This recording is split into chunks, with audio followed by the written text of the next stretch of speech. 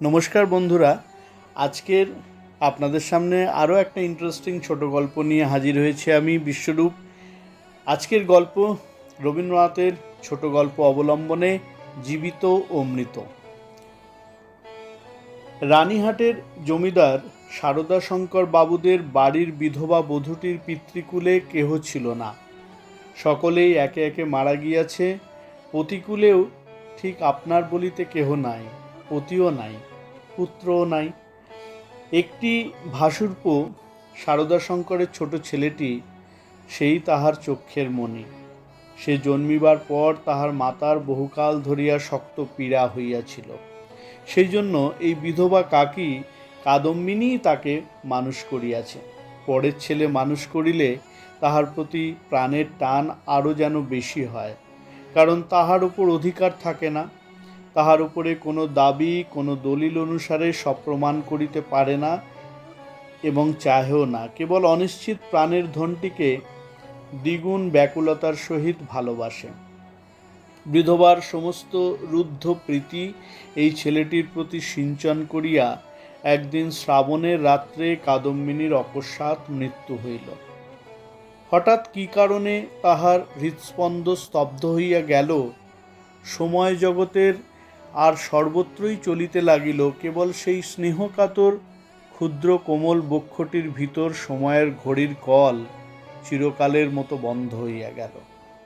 পাছে পুলিশের উপদ্রব ঘটে, এই জন্য অধিক আড়ম্বর না করিয়া জমিদারের 4 জন ব্রাহ্মণ কর্মচারী অনতি বিলম্বে মৃতদেহ দাহ করিতে লইয়া গেল।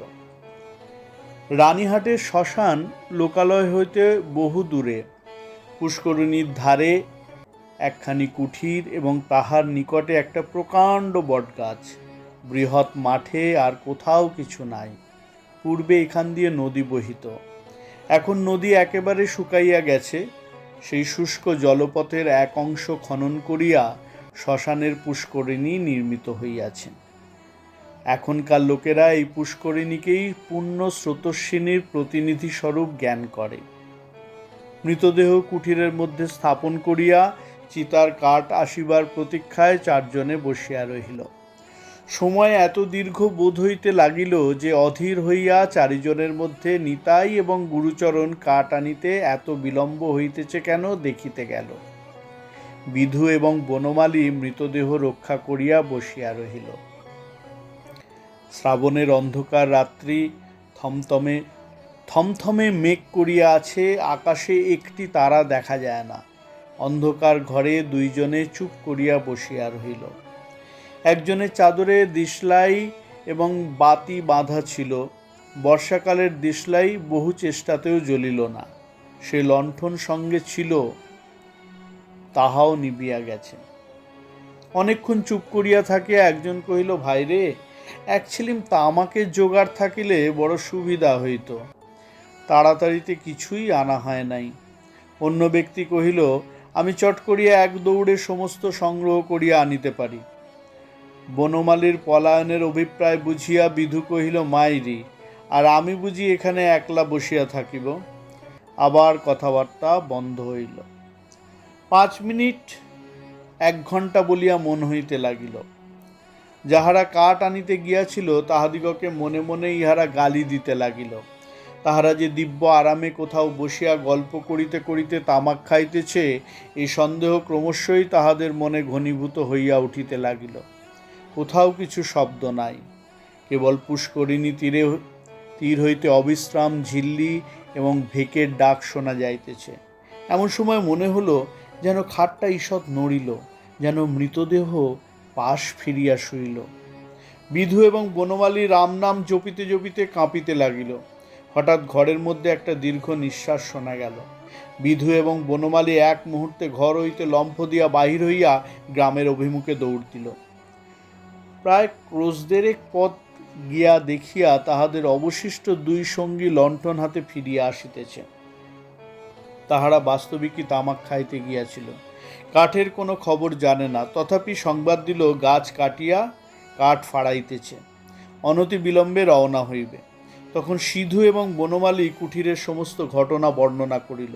নিতাই এবং গুরুচরণ অবিশ্বাস করিয়া উড়াইয়া দিল এবং কর্তব্য ত্যাগ করিয়া আসার জন্য অপর দুইজনের প্রতি অত্যন্ত রাগ করিয়া বিস্তর ভৎসনা করিতে লাগিল। কাল বিলম্ব না করিয়া চারজনেই শ্মশানে সেই কুঠিরে গিয়া উপস্থিত হইল। ঘরে ঢুকিয়া দেখিল মৃতদেহ নাই, শূন্য খাট পড়িয়া আছে। পরস্পর মুখ চাহিয়া রহিল। যদি শৃগালে লইয়া গিয়া থাকে, কিন্তু আচ্ছাদন বস্ত্রটি পর্যন্ত নাই।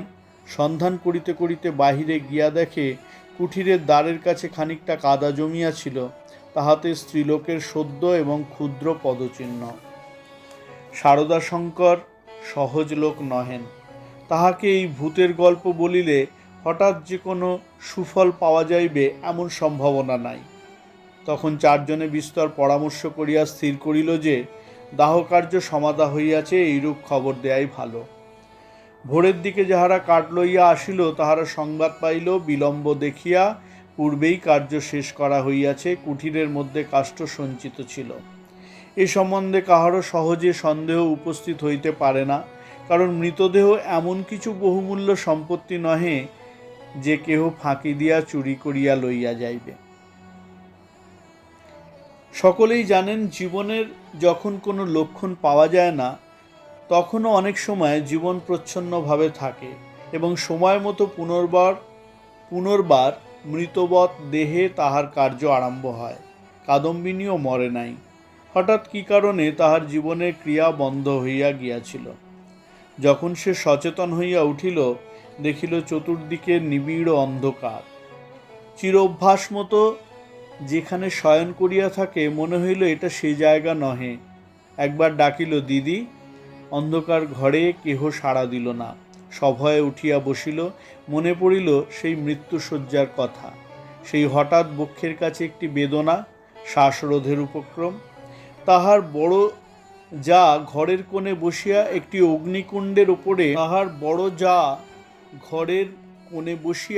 অগ্নিকুণ্ডের উপরে খোকার জন্য দুধ গরম করিতেছে। কাদম্বিনী আর দাঁড়াইতে না পারিয়া বিছানার উপর আছাড় খাইয়া পড়িল। রুদ্ধ কণ্ঠে কহিল, দিদি, একবার খোকাকে আনিয়া দাও, আমার প্রাণ কেমন করিতেছে। তাহার পর সমস্ত কালো হইয়া আসিল, যেন একটি লেখা খাতার উপরে দোয়াত শুদ্ধ কালি গড়াইয়া পড়িল। কাদম্বিনীর সমস্ত স্মৃতি এবং চেতনা, বিশ্বগ্রন্থের সমস্ত অক্ষর এক মুহূর্তে একাকার হইয়া গেল। খোকা তাহাকে একবার শেষবারের মতো তাহার সেই সুমিষ্ট ভালোবাসার স্বরে কাকিমা বলিয়া ডাকিয়াছিল কিনা, তাহার অনন্ত অজ্ঞাত মরণযাত্রার পথে চিরপরিচিত পৃথিবী হইতে এই শেষ স্নেহ পাথেয়টুকু সংগ্রহ করিয়া আনিয়াছিল কিনা বিধবা তাহা মনে পড়ে না। প্রথমে মনে হইল যমালয় বুঝি এইরূপ চির নির্জন এবং চিরান্ধকার। সেখানে কিছুই দেখিবার নাই, শুনিবার নাই, কাজ করিবার নাই, কেবল চিরকাল এইরূপ উঠিয়া জাগিয়া বসিয়া থাকতে হইবে। তাহার পর যখন মুক্ত দ্বার দিয়া হঠাৎ একটা ঠান্ডা বাদলার বাতাস দিল এবং বর্ষার ভেকের ডাক কানে প্রবেশ করিল, তখন এক মুহূর্তে তাহার এই স্বল্প জীবনের আশৈশব সমস্ত বর্ষার স্মৃতি ঘনীভূতভাবে তাহার মনে উদয় হইল এবং পৃথিবীর নিকট সংস্পর্শ সে অনুভব করিতে পারিল। একবার বিদ্যুৎ চমকিয়া উঠিল। সম্মুখে পুষ্করিণী, বটগাছ, বৃহৎ মাঠ এবং সুদূর তরুশ্রেণী এক পলকে চোখে পড়িল। মনে পড়িল সেই সময়ে এই শ্মশানের মৃতদেহ দেখিয়া মৃত্যুকে কি ভয়ানক মনে হইত। প্রথমেই মনে হইল বাড়ি ফিরিয়া যাইতে হইবে, কিন্তু তখনই ভাবিল, আমি তো বাঁচিয়া নাই, আমাকে বাড়িতে লইবে কেন? সেখানে যে অমঙ্গল হইবে। জীবরাজ্য হইতে আমি যে নির্বাসিত হইয়া আসিয়াছি, আমি যে আমার প্রেতাত্মা। তাই যদি না হইবে, তবে সেই অর্ধরাত্রে শারদাশঙ্করের সুরক্ষিত অন্তঃপুর হইতে এই দুর্গম শ্মশানে আসিল কেমন করিয়া? এখনো যদি তার অন্ত্যেষ্টিক্রিয়া শেষ না হইয়া থাকে, তবে দাহ করিবার লোকজন গেল কোথায়? শারদাশঙ্করের আলোকিত গৃহে তাহার মৃত্যুর শেষ মুহূর্তে মনে পড়িল। তাহার পরেই এই বহু দূরবর্তী জনশূন্য অন্ধকার শ্মশানের মধ্যে আপনাকে একাকিনী দেখিয়া সে জানিল, আমি এই পৃথিবীর জনসমাজের আর কেহ নই। আমি অতি ভীষণ অকল্যাণকারী, আমি আমার প্রেতাত্মা। এই কথা মনে উদয় হইবা মাত্রই তাহার মনে হইল তাহার চতুর্দিক হইতে বিশ্ব নিয়মের সমস্ত বন্ধন যেন ছিন্ন হইয়া গিয়াছে, যেন তাহার অদ্ভুত শক্তি, অসীম স্বাধীনতা, যেখানে ইচ্ছা যাইতে পারে, যাহা ইচ্ছা করিতে পারে। এই অভূতপূর্ব নতুন ভাবের আবির্ভাবে সে উন্মত্তের মতো হইয়া হঠাৎ একটা দমকা বাতাসের মতো ঘর হইতে বাহির হইয়া অন্ধকার শ্মশানের উপর দিয়া চলিল। মনে লজ্জা, ভয়, ভাবনার লেশমাত্র রহিল না। চলিতে চলিতে চরণ শ্রান্ত, দেহ দুর্বল হইয়া আসিতে লাগিল। মাঠের পর মাঠ আর শেষ হয় না। মাঝে মাঝে ধান্যক্ষেত্র, কোথাও বা এক হাঁটু জল দাঁড়াইয়া আছে। যখন ভোরের আলো অল্প অল্প দেখা দিয়াছে, তখন অদূরে লোকালয়ে বাঁশঝাড় হইতে দুটো একটা পাখির ডাক শোনা গেল। তখন তাহার কেমন ভয় করিতে লাগিল। পৃথিবীর সহিত, জীবিত মনুষ্যের সহিত এখন তাহার কিরূপ নতুন সম্পর্ক দাঁড়াইয়াছে সে কিছু জানে না। যতক্ষণ মাঠে ছিল, শ্মশানে ছিল, শ্রাবণ রজনীর অন্ধকারের মধ্যে ছিল, ততক্ষণ সে যেন নির্ভয়ে ছিল, যেন আপন রাজ্যে ছিল। দিনের আলোকে লোকালয় তাহার পক্ষে অতি ভয়ঙ্কর স্থান বলিয়া বোধ হইল।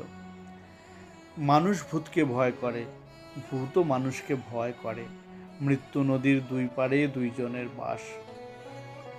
কাপড়ে কাদা মাখিয়া অদ্ভুত ভাবের বসে ও রাত্রি জাগরণের পাগলের মতো হইয়া কাদম্বিনীর যেরূপ চেহারা হইয়াছিল, তাহাতে মানুষ তাহাকে দেখিয়া ভয় পাইতে পারিত, এবং ছেলেরা বোধহয় দূরে পালাইয়া গিয়া তাহাকে ঢেলা মারিত।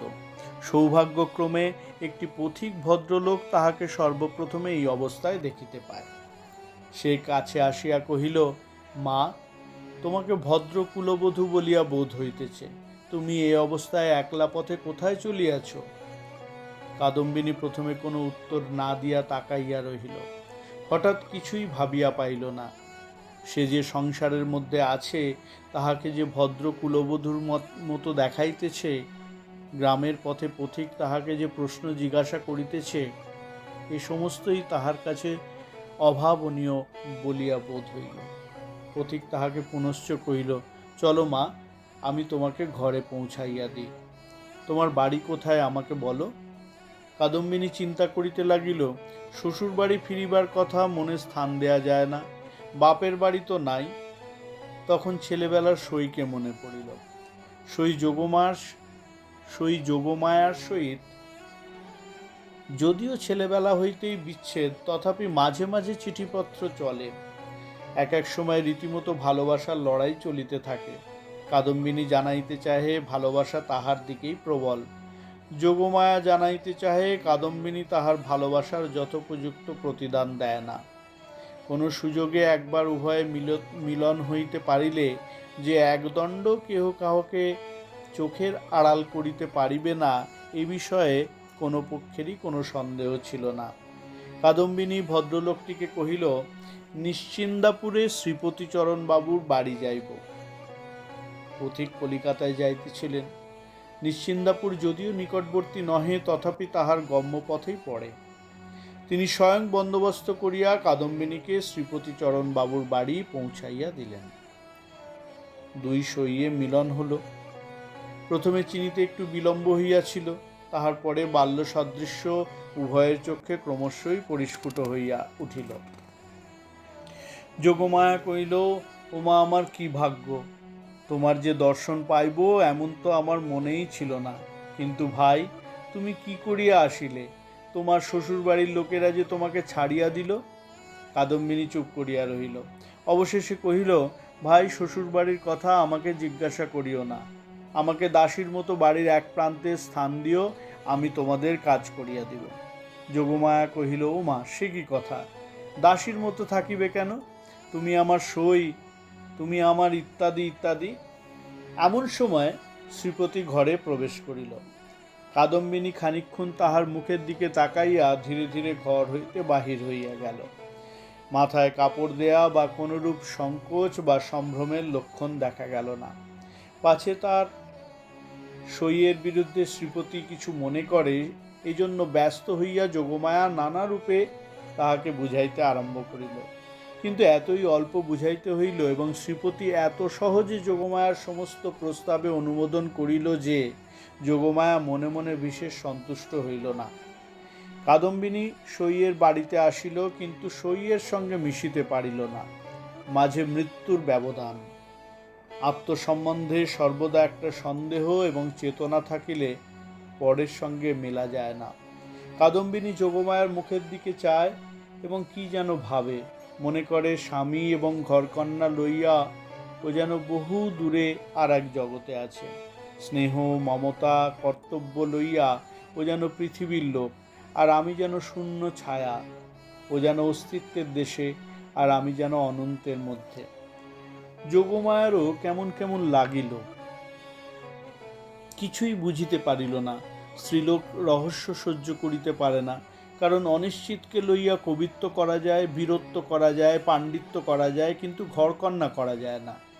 এই জন্য স্ত্রীলোক যেটা বুঝিতে পারে না, হয় সেটার অস্তিত্ব বিলোপ করিয়া তাহার সহিত কোনো সম্পর্ক রাখে না, নয় তাহাকে স্বহস্তে নতুন মূর্তি দিয়া নিজের ব্যবহারযোগ্য একটি সামগ্রী গড়িয়া তোলে।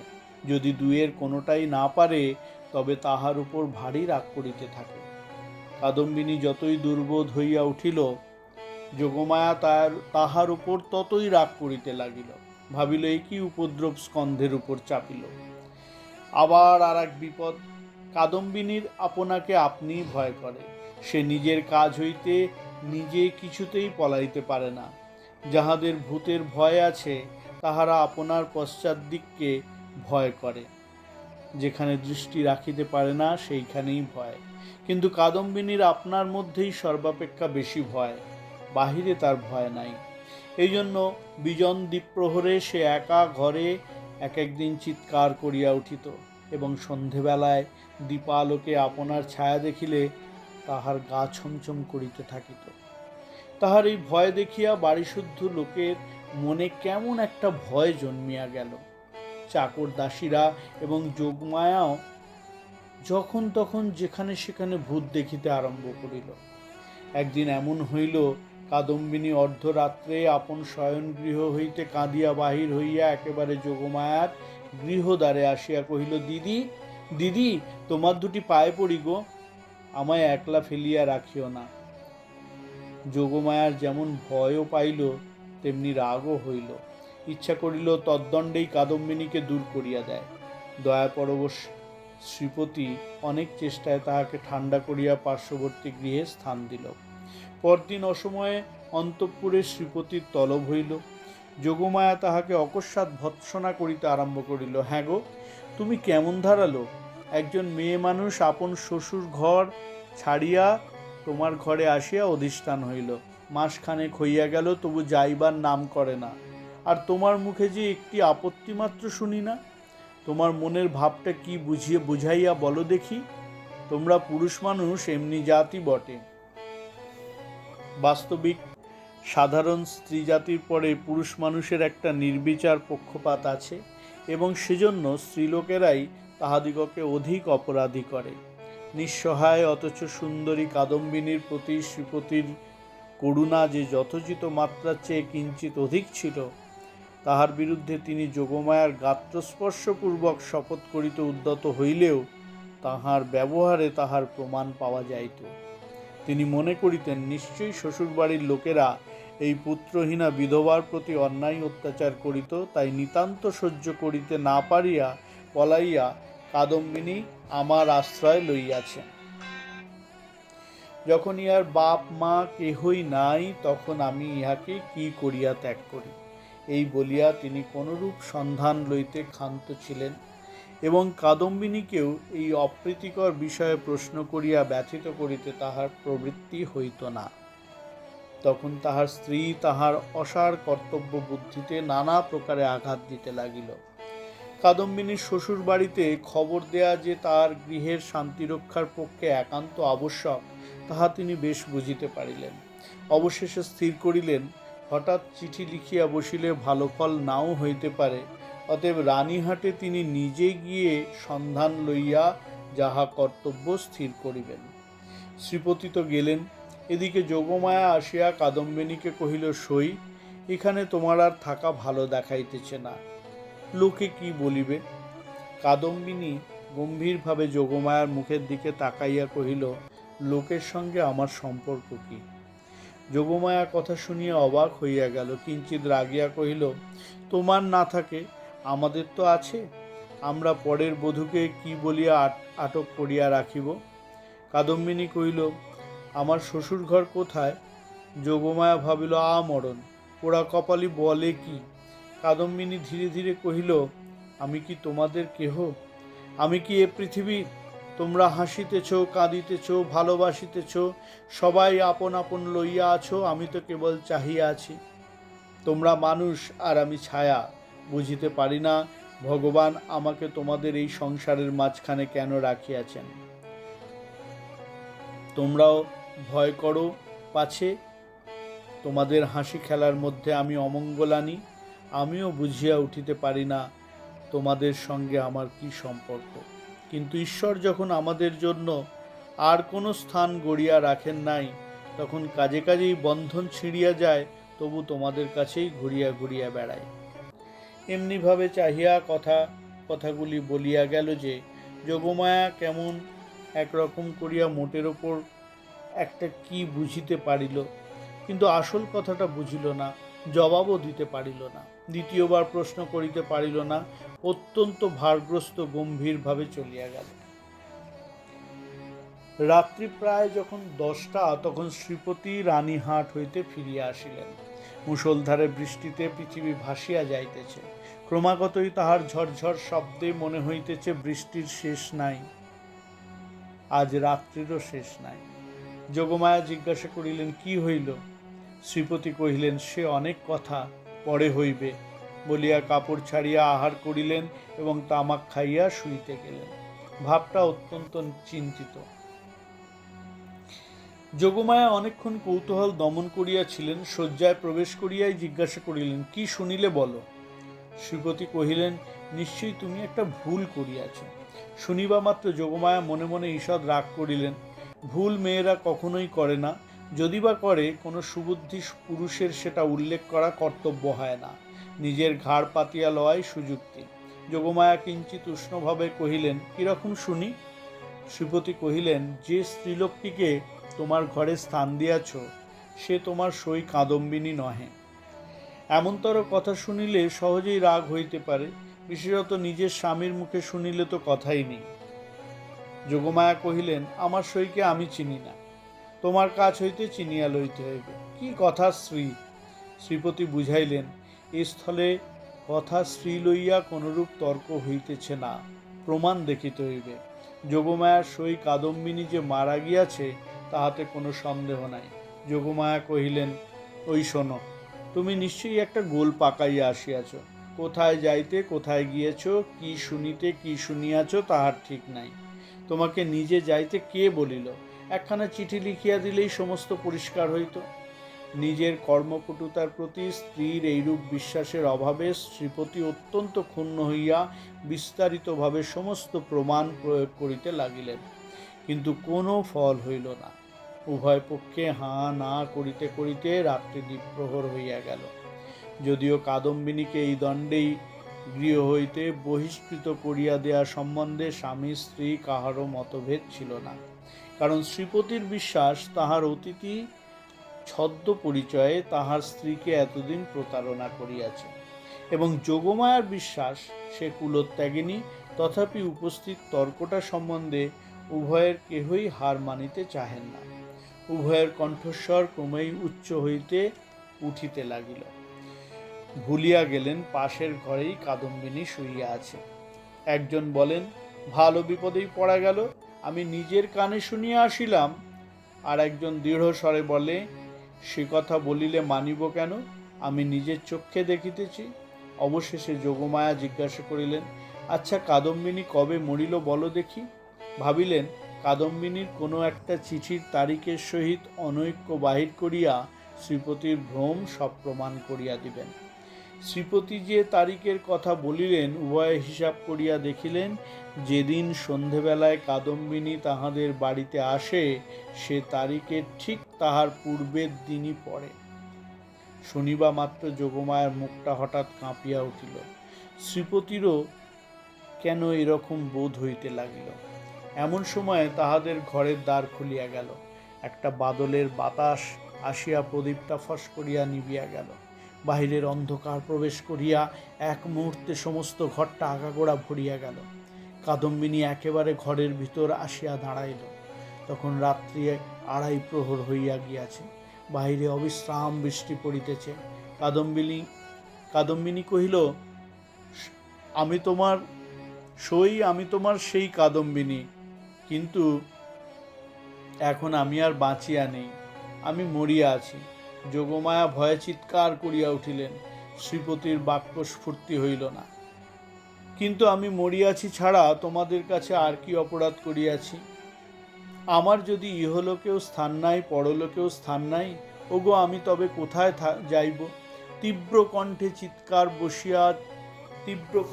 চিৎকার করিয়া যেন এই গভীর বর্ষা নিশীতে সুপ্ত বিধাতাকে জাগ্রত করিয়া জিজ্ঞাসা করিল, ওগো আমি তবে কোথায় যাইব?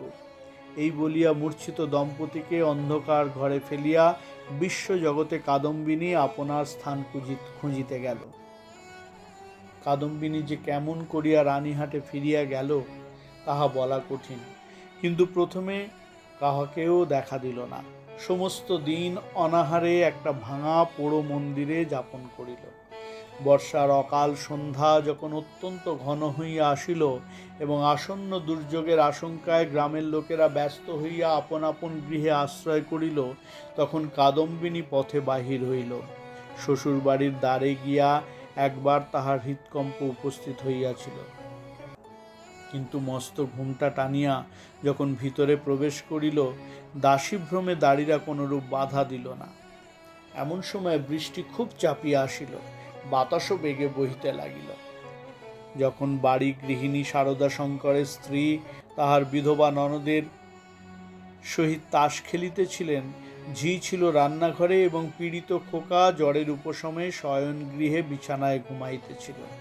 কাদম্বিনী সকলের চক্ষু এড়াইয়া সেই ঘরে গিয়া প্রবেশ করিল। সে যে কিভাবে শ্বশুরবাড়ি আসিয়াছিল জানি না, সে নিজেও জানে না। কেবল এইটুকু জানে যে একবার খোকাকে চক্ষে দেখিয়া যাইবার ইচ্ছা। তাহার পর কোথায় যাইবে, কি হইবে, সে কথা সে ভাবেও নাই।